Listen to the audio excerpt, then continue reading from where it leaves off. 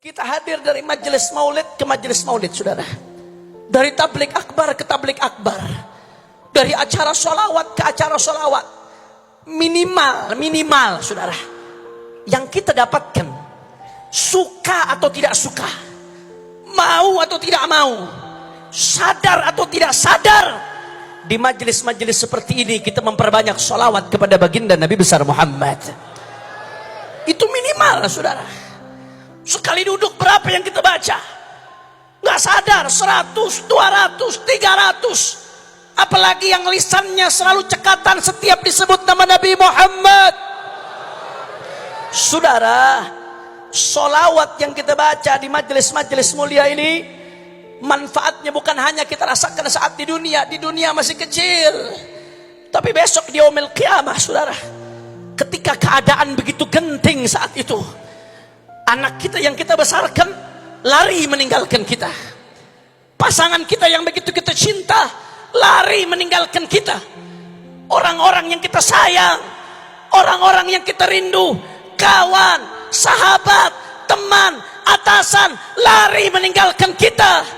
Allah yang mengatakan dalam Al-Quran, yauma yafirrul mar'u min akhihi wa ummihi wa abihi wa sahibatihi wa banihi likulli imri'in minhum yawma idzin sya'nu yughni. Di hari itu, saudara, masing-masing mikirkan dirinya sendiri, Bapak Ibu sekalian. Saking gentingnya keadaan di padang mahsyar, itu sampai-sampai dikatakan orang-orang nanti di yaumil qiyamah, di padang mahsyar hari kebangkitan, semuanya dibangkitkan dalam keadaan telanjang, saudara. Tapi satu sama lain gak ada yang sadar kalau dirinya telanjang. Gak ada yang sadar kalau kiri kanannya telanjang. Bahkan dalam satu riwayat disebutkan, saking parahnya keadaan padang mahsyar, sampai-sampai ada orang yang minta kepada Allah, ya Allah, ya Rabb, segera percepat keadaan ini walaupun aku harus masuk neraka, saudara. La ilaha illallah. Miliaran orang saat itu, miliaran orang puntang-panting nyari selamat. Di dalam Sahih Al-Bukhari, mereka rame-rame datang ke Nabi Allah Adam. Apa jawaban Nabi Allah Adam? Ghadibal yawm rabbuna ghadaban lam yaghdab qablahu mithlah wala ba'dahu mithlah. Nafsi, nafsi. Kata Nabi Allah Adam, beliau angkat tangan, saudara. Nabi Adam yang diharapkan sebagai kakeknya semua manusia, dimintakan pertolongan hari itu. Apa kata Nabi Allah Adam? Hari ini Allah marah dengan kemurkaan yang gak pernah terjadi sebelumnya, sesudahnya. Nafsi, nafsi. Kata Nabi Adam sendiri-sendiri, idhabu ila Nuh. Akhirnya rame-rame pergi ke Nabi Allah Nuh, jawabannya sama, saudara. Pergi ke Nabi Allah Ibrahim, jawabannya sama. Pergi ke Nabi Allah Musa, jawabannya sama, nafsi, nafsi. Pergi ke Nabi Allah Isa, lagi-lagi jawabannya sama, nafsi, nafsi. Nabi Allah Isa katakan, idhabu ila Muhammad. Pergi ke Nabi Muhammad. Begitu sampai di hadapan Rasulullah, saudara, ternyata hanya Rasulullah yang mengatakan yang berbeda, saudara. Ana laha, kata Rasulullah, aku yang akan ngasih syafaat, kata Nabi Muhammad. Akhirnya Rasulullah sujud minta sama Allah di bawah arsy-Nya Allah. Begitu Rasulullah sujud, Allah berfirman kepada Nabi Muhammad, ya Muhammad, irfa' ra'sak wasal tu'ta washfa' tushaffa. Angkat kepalamu, wahai Muhammad. Rasulullah sedang tersujud. Irfa' ra'sak, angkat kepalamu. Wasal tu'ta, minta. Apa yang kau minta akan diberikan. Washfa' tushaffa, minta berikan syafaat, karena engkau dapat kuasa untuk beri syafaat. Begitu mendapat jawaban itu dari Allah, saudara, Nabi Muhammad bangun dari sujudnya. Apa yang dikatakan Nabi Muhammad? Ummati, ummati.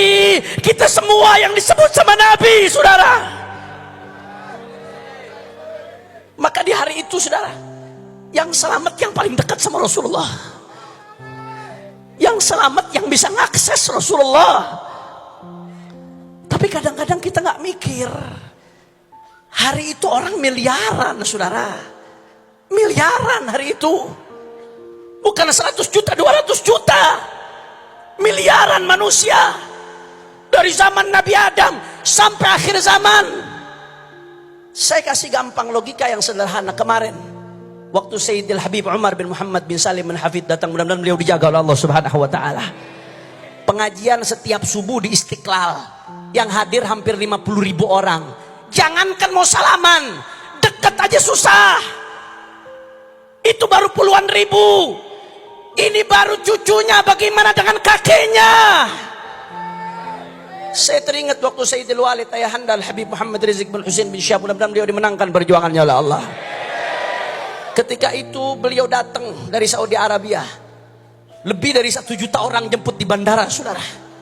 Orang jalan jauh kiloan meter, saudara, orang jalan. Begitu sampai orang jutaan mau deket aja susah. Jangan kena salaman. Itu baru jutaan orang. Ini baru cucunya. Bagaimana besok dengan kakeknya, saudara? Kita nggak pernah mikir hari itu posisi kita di mana. Ada barisan para rasul yang udah pasti di depan. Belum lagi barisannya para aulia. Belum lagi barisannya para solehin. Belum lagi barisannya para sahabat. Itu sudah jutaan orang. Lantas bagaimana dengan kita yang penuh dosa, yang penuh dengan maksiat? Bagaimana kita bisa dekat ke Rasulullah? Sedangkan kalau nggak sampai dekat Nabi celaka kita, saudara. Maka jawabannya ada di majelis-majelis maulid Nabi. Rasulullah yang ngasih jawaban. Aulan nasi bi yaumil qiyamah aktsaruhum salatan alaiyah. Kata Rasulullah, nanti yang paling berhak denganku di hari kiamat siapa? Yang paling banyak solawat kepada baginda Nabi Muhammad. Saudara, jangan pernah Anda berpikir solawat Anda bertepuk sebelah tangan pada hari ini, saudara. Rasulullah sendiri yang mengatakan dalam hadisnya yang diriwayatkan Sayyidina Hasan ibn Ali bin Abi Talib, "Ainama kuntum fasallu alayya fa inna salatakum tablughuni." Dimanapun kalian, solawatlah kepadaku karena solawat kalian sampai kepadaku, kata Nabi Muhammad. Bahkan saudara, Al-Imam As-Sakhawi dalam kitabnya Al-Qaulul Badi' fi salati ala al-Habib Syafi', beliau meriwayatkan satu hadis. Hadis ini harus jadi renungan kita untuk salawat, saudara. Apa isi hadisnya? Di hadis tersebut disebutkan bahwasanya Allah menciptakan satu malaikat, saudara.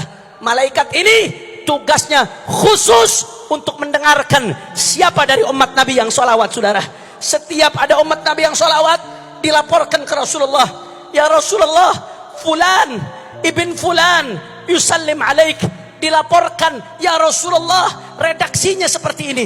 Fulan ibn fulan, fulan ibn fulan sholawat kepadamu ya Rasulullah. Nama anda, nama ayah anda, setiap sholawat disebutkan depan Nabi Muhammad. Itu kalau satu di absen depan Rasulullah. Bagaimana kalau 5 kali? Bagaimana kalau 10 kali? Bagaimana kalau 100 kali? Bagaimana kalau 1000 kali, saudara? Apa nggak dikenal sama Rasulullah? Saya teringat satu hadis dalam Sahih Muslim. Rasulullah mengatakan dalam Sahih Muslim, "Inni la a'rifu hajaran bi Makkah kanat tusallimu alayya qabla an ub'ats. Inni la a'rifuhu al-an."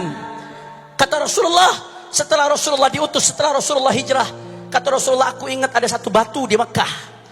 Batu Makkah, Bapak Ibu sekalian, Makkah itu isinya gunung batu. Mudah-mudahan semua yang ada di sini bisa haji, bisa umrah, bisa ziarah Nabi Muhammad. Tapi Nabi mengatakan, aku ingat ada satu batu di Makkah.